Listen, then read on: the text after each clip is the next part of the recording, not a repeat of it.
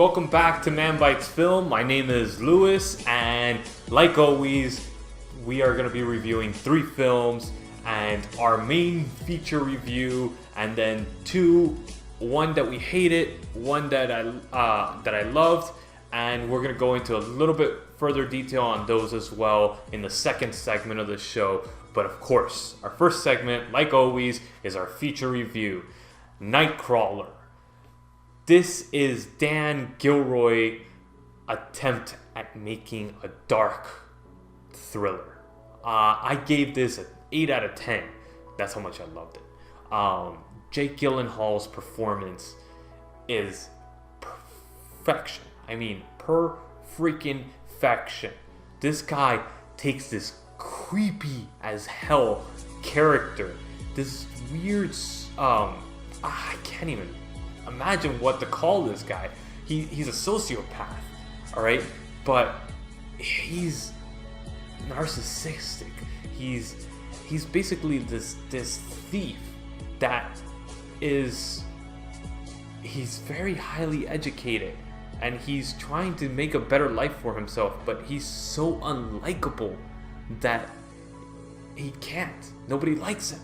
Nobody wants to give him anything, give him a chance to do anything, and he's just a scumbag dressed as a nice person. And he finds out this guy that he's witnesses an event, that a crash and everything, and he sees some guy recording it and then going and selling the footage to the news station afterwards. And he's like, that's such a cool idea. I could be my own boss. I could start my own company. I could go and do my own thing. So he starts doing what's known as night crawling. Basically, he's an ambulance chaser. He goes and follows anything that's going on in the city, accidents, heists, things like that, to be able to capture the footage that these news stations need. That way they don't need to send out newscasts and all that stuff. They could grab quick footage from the actual event happening. So this is very interesting. I never knew that this actually happened until then. And he basically starts up his own company, and he gets involved with this news station, and events unfold that turn into a very radical series of events. He hires a person that's freaking awesome actor as well. I can't pronounce his name, so I'm not even going to attempt it. But Jake Gyllenhaal takes the cake in this film. There's nobody as good as him that could have played this role. I just can't imagine it. Unless you go into like something like Nick Cage and Bringing Out the Dead type of acting, that's the only time I could even imagine anybody else doing this role. So he does such a great job with it. I loved it. This performance, the pacing, the cinematography. Oh my God, the cinematography. He has these beautiful shots of the city at nighttime, at dusk, at dawn. And oh my God, it's just so cool. The way he starts driving around, and the way that he actually captures the different scenes, the way he gets involved in these people's lives, the way he's fighting against the competition, the way he evolves as a character throughout the film, the way he actually becomes a completely different person by the end of the film is phenomenal. And I've never seen a film portray such an evil person like this, other than American Psycho, American History X, Clockwork Orange. These are the type of films that are comparable to this. I mean, this is a bad guy. He has no redeeming qualities, yet you're kind of enjoying what the adventure that he's going through. It's so cool. It's awesome. I really loved this film. It's currently streaming on Netflix. I gave this an 8 out of 10. It's that good. It caught my attention from the beginning all the way to the end. And a lot of films don't catch my attention like that. I did not move my eyes from the screen. That's how good it was. It kept my attention for the full 2 hours. And it did not let up. It was a relentless bombardment of beautiful images, amazing storytelling, and captivating acting by Gyllenhaal. And he just I really want to start looking into his filmography a lot more. I liked him in Pleasantville. This is just a huge step up from that though, and he does a phenomenal job. So that's my review for Nightcrawler, and I hope you guys stick around for the second segment, and I hope you guys enjoy our feature artist.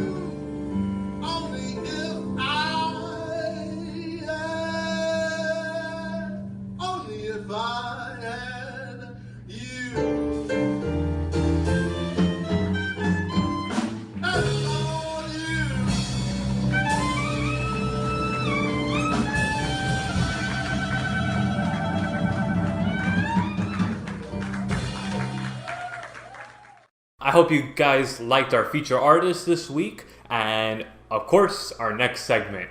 I really hated this film.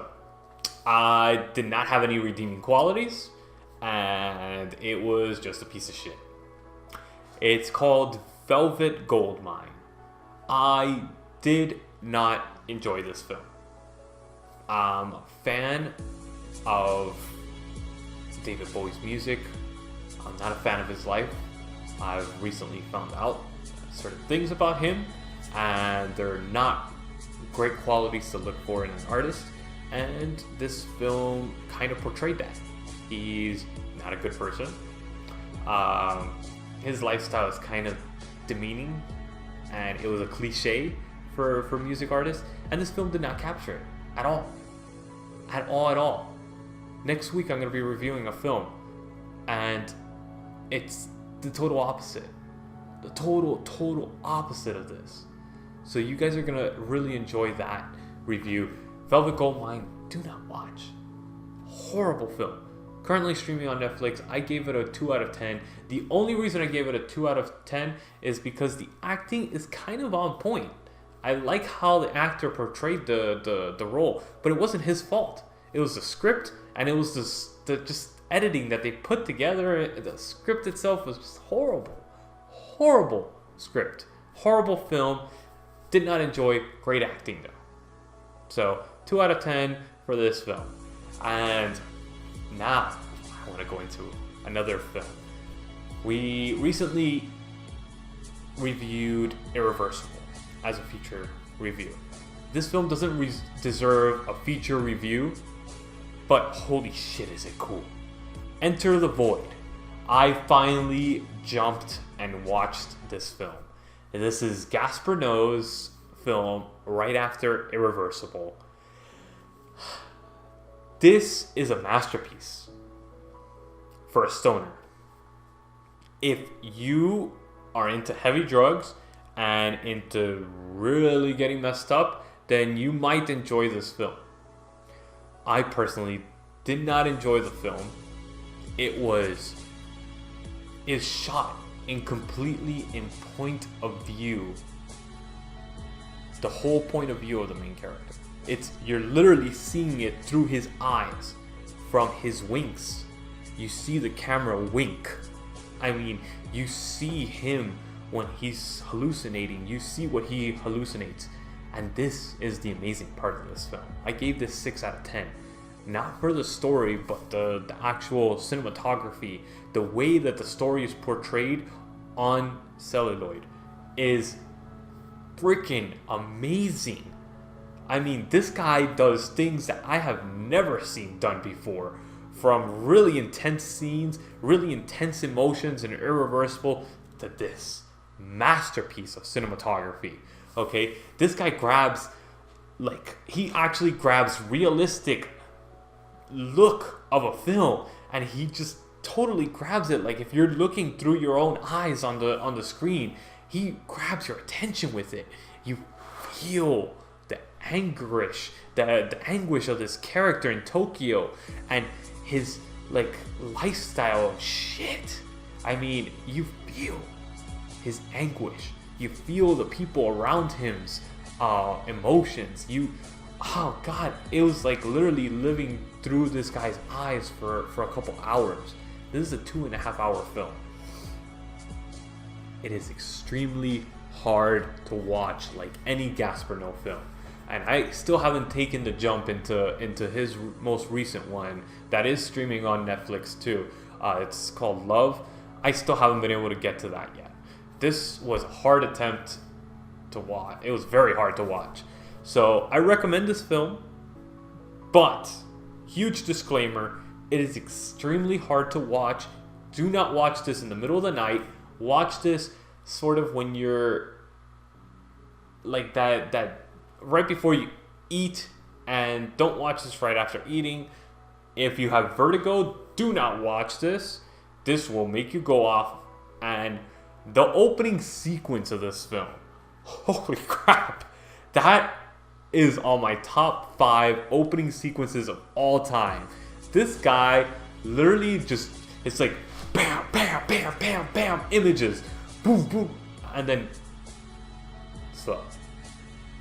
That's the craziest shit. Only this director can pull that off. That he's literally just bam, bam, bam, bam, bam, and then the rest of the film is like 2001, the first 30 minutes. I've never seen a director be able to pull that off and still keep your attention throughout the film. It's so freaking boring, the movie, but it keeps your attention. And it's a cliche story, you know, it's drug abuse and just the result of drug abuse and the lifestyle of drug abuse. It's sort of like Train Spotting, but with a Gasparino twist to it, in Tokyo, nonetheless. And it's very interesting. It's a very interesting film. So if you have not seen Enter the Void and you liked Irreversible, this is not Irreversible, but it is very good film. If you're into films, and I'm guessing if you watch this show, you're into films, watch this. Please sit down and watch this. Do not be around any of the adults that, like your family members. Do not watch this with them. Do not watch this with kids. This is not for kids at all. So please make sure it's yourself or significant other or a friend that's around your age. This is not a date film. No dates, no parents, no family members, no kids. So you gotta watch this by yourself. Nightcrawler, on the other hand, you can watch this with family members. Everybody will really enjoy this, except kids. Do not let kids watch this, please. Alright, so I hope you guys like this episode of Man Bites Film, and like always, my name is Lewis, and we will see you guys next Friday.